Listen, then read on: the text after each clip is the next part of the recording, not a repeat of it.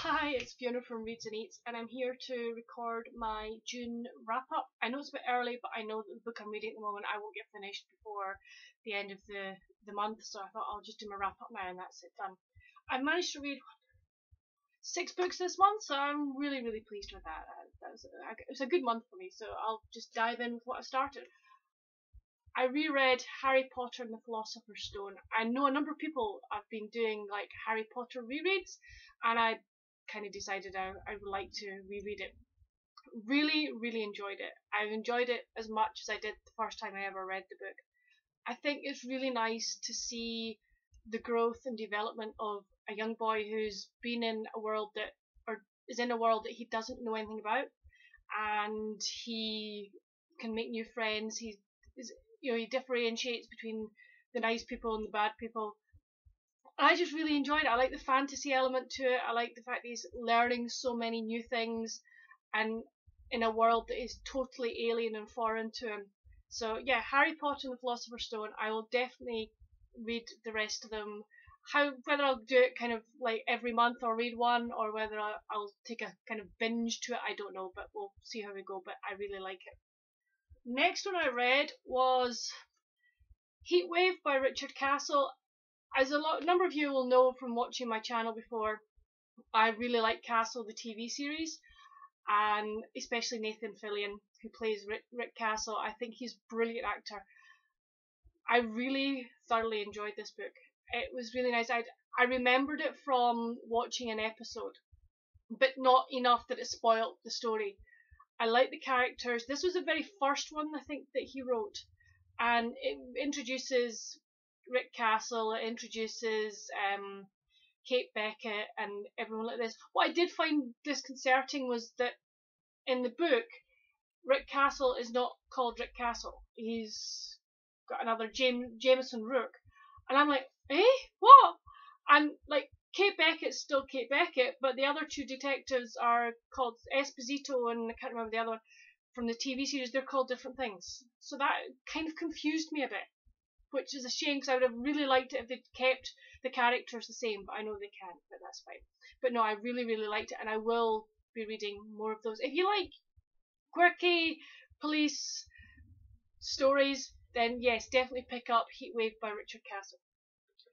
Next one was Debbie Macomber's, or Macomber. I call it Macomber. I don't know. I've heard some people call it Macomber.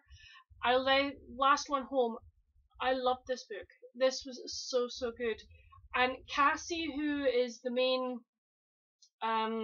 character in this, is probably one of the best characters that Debbie I think has written. I think she said herself she's really pleased with this character.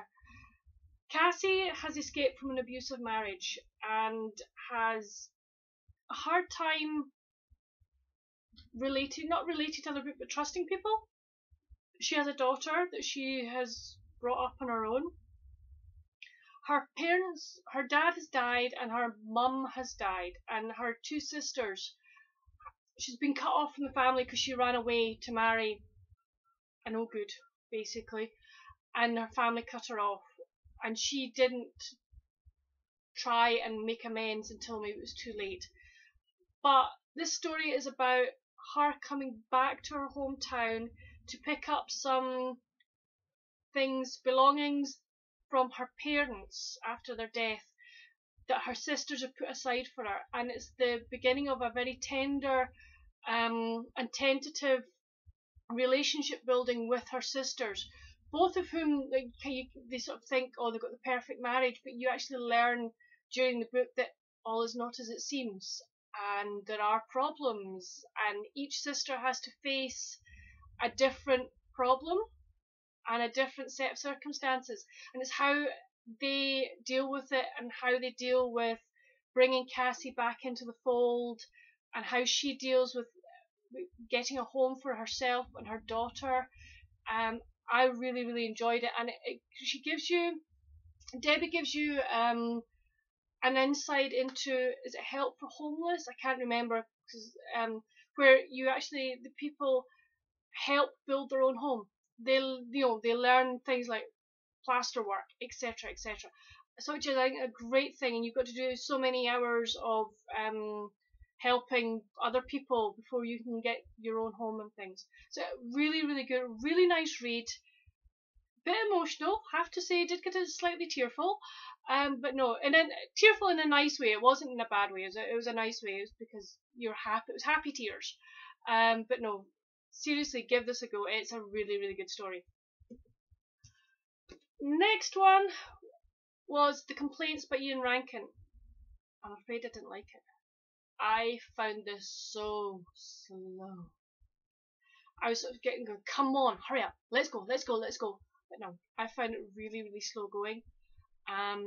That's just my opinion, by the way. Please don't. Other people might like it. They might love it. But for me, it was too slow. I couldn't get into the characters. I just really didn't enjoy it. So, but if you like Ian Rankin and you like all his other characters, you may like this. I don't know. But no, not for me. Next one I read was The Ways of the World by Robert Goddard. This was fantastic. I loved this book. Story is that a British diplomat dies in Paris. Now it's a was he pushed, did he fall job. And his son has just come back from being a POW in the Second World War. He was a fighter pilot. And he and his brother go to Paris to pick up Daddy's body. But Mummy, in her aristocratic English way, says to the son that's just come off POW, his name is Max, kind of surreptitiously try and find out what was happening. Why did Dad die, etc. He does, but his brother is not too happy. The brother comes back to England with his father's body. Max stays in Paris and starts investigating what was happening, discovers that his dad was maybe not the perfect person that everybody thought he was. His dad had another woman, and it's the story of what his dad was getting into, but you're not really told very much about what his dad, you're given like what his dad was into, you're getting little snippets, and you discover that there's actually his dad was murdered, and that there is this person who was working for Hitler, and basically is, I think he's, to my mind, he's wanted to try and keep the ways of, not Hitler, but the ways of German rule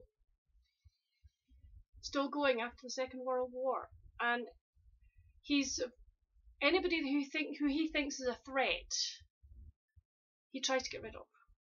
Whether he has various assassins that he uses. So this was the first in, I think it's a trilogy, and I really want to read the rest. I want to know what happens.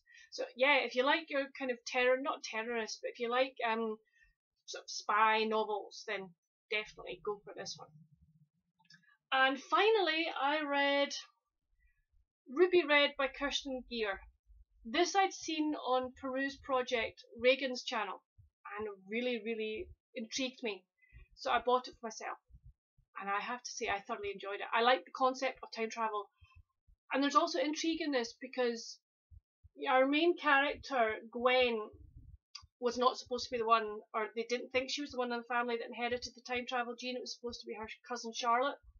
But Charlotte doesn't, and Charlotte has been groomed for the whole of her life, basically for her moment of time travel. And of course it's Gwen that time travels, not Charlotte. So Charlotte has to now readjust to life as a normal human being. Gwen now has to readjust to life as a time traveller. And there is a special kind of watch thing. It's the only way I can think of it, as a watch. That if the people that time travel, they have to put a drop of their blood goes into it so they can be put into this system. But the original chronological thing has been stolen, so it's the backup copy they're using, and Gwen and this other friend, he is obnoxious Gideon, they have to go and try and persuade the other 12 or the other 10 people who are also time travelers to give their blood to put into this chronological thing. But she meets there's must be a cousin, I think, who doesn't want to put her blood in, or is trying to stop other people doing it because she says there's something nasty about this thing. So it leaves you on a knife edge in this book, in that you don't know which way Gwen's going to go. You don't know whether she's going to do what she's asked, or is she going to go and try and find out what's wrong with the time travel piece. So I thoroughly enjoyed it, and I've actually ordered the next 2 in this series. So I look forward to reading the rest of them. So that's all I read this month. I'll just do my TBR now, and then it'll be it. So I'm only putting up 2 for this coming month. I'll probably get more done, but there are 2 that I definitely want to read. One I want to read is Public Service by Colin Knight. This was sent to me by Colin himself, as I won it as a Goodreads giveaway. So I'm going to do a review video of it when I've finished reading it. It's a police story, I think, and I'm really looking forward to it. I think if I remember, it's based in Ottawa, so that's based in Canada, I think.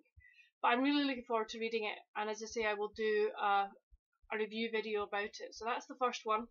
And the second one I got on Reads and Eats is Foretold by Thunder by Ian Davey. Again, I'm going to do a review video on this. This is all to do with Churchill and Etruscan civilization and archaeology and things like that. So I think this is going to be really interesting as well. So these are the 2 I want to get around to, because I feel that having got them through Goodreads and I want to do a review video, I feel I need to get to read them first. So those are the 2 that I plan to read in July. I'm sure I'll put others, as you can see from the bookshelves. This is part of my TBR. I've got another pile down here. I will read others, and I'll do more videos for you. But hopefully you'll have a really good month of reading. Please let me know down below what you plan to read, or if you've read any of the ones that I have shown in this video. Please let me know what you think about them. Make any comments down below. If there's anything else you would like me to talk about, please do so. Oh, the sun's coming out here, so I might go sit in the sun, but I've got other things I need to do. But hopefully I will see you soon with a new video. Take care, have a really good rest of the weekend, and see you soon. Bye!